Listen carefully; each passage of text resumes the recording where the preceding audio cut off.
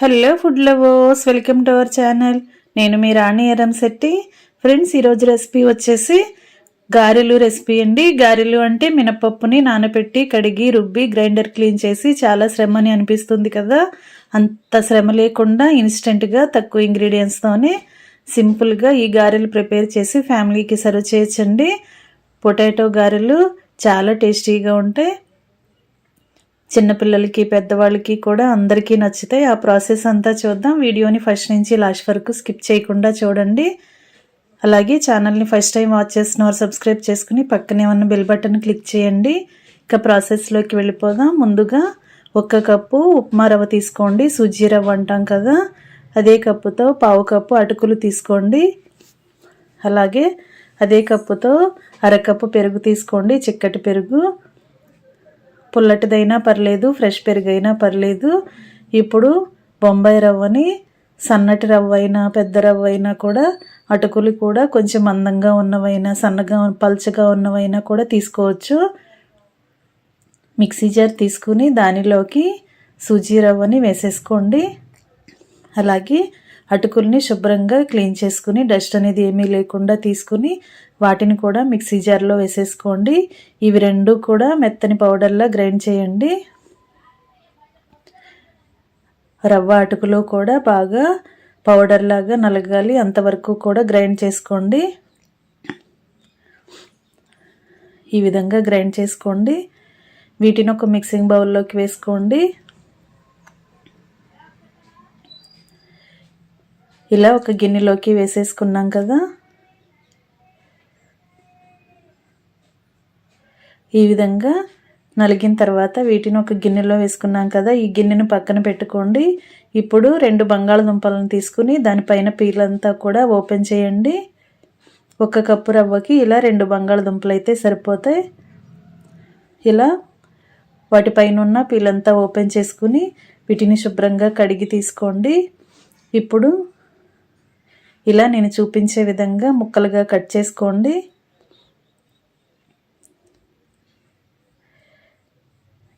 ఇలా వీలైనంత ముక్కలుగా కట్ చేసుకోండి. ఈ ముక్కలన్నీ కూడా శుభ్రంగా కడిగిన తర్వాత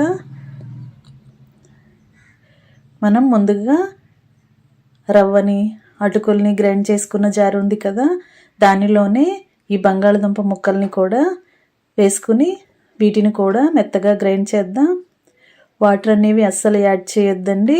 దుంపల్ని ఇలా డైరెక్ట్గానే గ్రైండ్ చేయండి. దుంపలు అనేవి చాలా త్వరగా మెత్తగా నలిగిపోతాయి. ఈ విధంగా గ్రైండ్ చేసుకోండి. దుంపల్లో ముక్కలు అనేవి ఏమీ లేకుండా ఇలా దుంపలన్నీ కూడా ఇలా మెత్తగా పేస్ట్ లాగా గ్రైండ్ అయిపోవాలి. ఈ విధంగా గ్రైండ్ చేసుకుని ఇదంతా కూడా ఒక గిన్నెలోకి వేసుకోండి. ఇప్పుడు మనం 1/2 కప్పు పెరుగుని తీసుకున్నాం కదా, ఆ పెరుగంతా కూడా ఈ బంగాళదుంప పేస్ట్లో వేసేసుకోండి. ఇప్పుడు విస్కర్తో కానీ గరిటెతో కానీ పెరుగుని బంగాళదుంప పేస్ట్ని మొత్తాన్ని కూడా బాగా గిలకొట్టి తీసుకోండి. ఇవి రెండు బాగా మిక్స్ అవ్వాలి. పెరుగులో గడ్డలు అనేవి ఏమీ లేకుండా ఇలా మొత్తం అంతా కూడా బాగా కలుపుకోండి. ఇప్పుడు మనం ముందుగా మిక్సీ జార్లో గ్రైండ్ చేసుకున్న సూజీ రవ్వ అటుకుల పౌడర్ని అలా పెరుగులో బంగాళదుంప పేస్ట్లో వేసేసుకుని బాగా కలపండి. మనం వాటర్ అనేవి అసలు ఇప్పుడే యాడ్ చేయొద్దండి.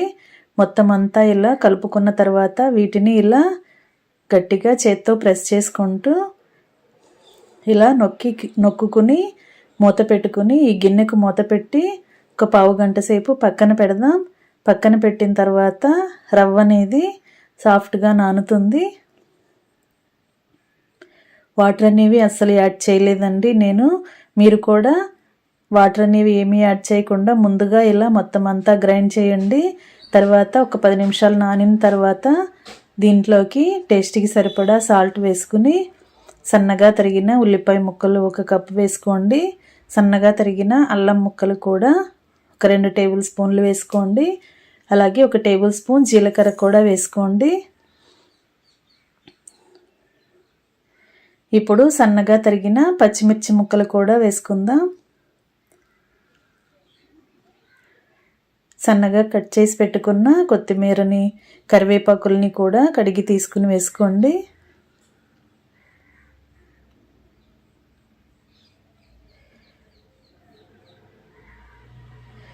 కొత్తిమీర, కరివేపాకు కూడా వేసేసుకోండి. ఇప్పుడు కొంచెంగా వంట సోడా వేసుకోండి. మనం ఇన్స్టెంట్గా చేసుకోబోతున్నాం కాబట్టి వంట సోడా అనేది వేసుకున్నట్లయితే గారెలు పొంగుతున్నట్లుగా క్రిస్పీగా వస్తాయండి. మనం వేసిన ఇంగ్రీడియంట్స్ అన్నీ కూడా ఇప్పుడు రవ్వలో కలిసేంత వరకు చేత్తోనే బాగా కలపండి. సాల్ట్, వంట సోడా, మిగిలిన ఇంగ్రీడియంట్స్ అన్నీ కూడా పిండికి బాగా పట్టించండి. వాటర్ అనేవి అస్సలు యాడ్ చేయొద్దండి. గారెల పిండి అనేది మనం మినప్పిండితో ఎలా గారెలు వేసుకుంటామో అదే కన్సిస్టెన్సీలో వచ్చింది కదా. వాటర్ని నేను ఒక చుక్క కూడా యాడ్ చేయలేదండి, అవే సరిపోయాయి. పల్చగా కలిపినట్లయితే గారెల షేప్ అనేది కరెక్ట్గా రాదు, అందుకే వాటర్ని యాడ్ చేయకుండానే ఇలా కలిపి తీసుకోండి. ఇప్పుడు గారెలు వేయడానికి ప్రాసెస్ అనేది చూపిస్తున్నాను. ఫ్లాట్గా ఉన్న వస్తువు ఏదైనా తీసుకోండి, దానిని బోర్లించి పెట్టుకుని బటర్ పేపర్ కానీ, ప్యాకింగ్ కవర్స్ కానీ, ఆయిల్ ప్యాకెట్స్ కానీ ఇలా కట్ చేసుకుని వాటిని ఇలా 2-3 మడతల్లాగా వేసుకోండి. ఇలా మడత పెట్టుకుని ఆ బౌల్ మీద పేపర్ని పెట్టుకున్నామంటే మనకి గారెలు అనేవి కరెక్ట్ షేప్లోకి వస్తాయి. ఇప్పుడు ఒక కప్పులో వాటర్ తీసుకుని పక్కన పెట్టుకోండి. చేతిని వాటర్తో తడుపుకొని పిండి ముద్దని కొంచెం కొంచెంగా తీసుకుంటూ ఇలా పేపర్ పైన పెట్టి గారెల షేప్ అనేది చేసుకోండి. ఈ ప్రాసెస్ అనేది కొత్తగా వంట నేర్చుకునే పిల్లలు చేసుకుంటే ఇలా ఈజీగా వస్తాయండి. ఈ విధంగా మనకి కావలసిన సైజులో గారెని చేసుకుని మధ్యలో హోల్ చేసుకుని ఇలా ఆయిల్లో వేసుకోవటమే. ఈ ప్రాసెస్ అనేది ఈజీగా అనిపిస్తే మీరు కూడా ఇది ఫాలో అయ్యి చేసుకోవచ్చండి. లేదంటే టీ షైనర్ని బోర్లించి అయినా కూడా దానిపైన పిండిని పెట్టుకుని ప్రెస్ చేసి కూడా మనం గారెలు అనేవి చేసుకోవచ్చు. ఇప్పుడు స్టవ్ ఆన్ చేసి కళాయి పెట్టుకుని డీప్ ఫ్రైకి సరిపడా ఆయిల్ పోసుకుని ఆయిల్ కాగించండి. చేతిని వాటర్లో తడుపుకొని నేను ముందుగా చూపించిన ప్రాసెస్ లాగా గారెను ఇలా పేపర్స్ పైన వేసుకుని చేసుకుని ఇలా ఆయిల్లో వేసుకోండి. ఎప్పటికప్పుడు చేతిని వాటర్లో తడుపుకోవాలి. అలాగే కవర్స్ని కూడా వాటర్తో తడిపినట్లయితే మనం పిండి ముద్దని తీసుకుని కవర్ పైన ఒత్తుకున్నప్పుడు కవర్ నుండి తీసుకోవటానికి ఈజీగా వస్తాయండి. ఒకవైపున బాగా క్రిస్పీగా ఫ్రై అయిన తర్వాత ఇలా ఆయిల్కి పట్టినన్ని గారెలు వేసుకుని ఒకవైపున క్రిస్పీగా ఫ్రై అయిన తర్వాత వెనుక వైపు కూడా ఫ్రై చేసుకుని ఆయిల్ నుండి తీసేసుకోండి. ఇదే విధంగా మిగిలిన పిండిని కూడా చేతిని వాటర్లో తడుపుకుంటూ ప్యాకింగ్ కవర్ని వాటర్తో తడుపుకుంటూ మనకి కావలసిన సైజులో గారెల్ని ఒత్తుకుని ఇలా ఆయిల్లో వేసుకుని డీప్ ఫ్రై చేసుకోవటమే. మొత్తం అన్నీ కూడా కంప్లీట్ అయిన తర్వాత సర్వింగ్ ప్లేట్లోకి తీసుకోవటమే.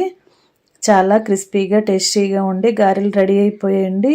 వీటిని కొబ్బరి చట్నీ కానీ, పల్లీ చట్నీ కానీ, లేదంటే టొమాటో చట్నీ కానీ ఎలాంటి చట్నీతో అయినా కూడా సర్వ్ చేసుకోవచ్చు.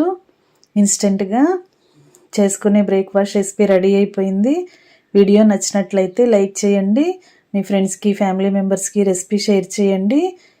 మరొక రెసిపీతో మళ్ళీ కలుద్దాం. Thanks for watching. నేను మీ రాణి ఎర్రంశెట్టి.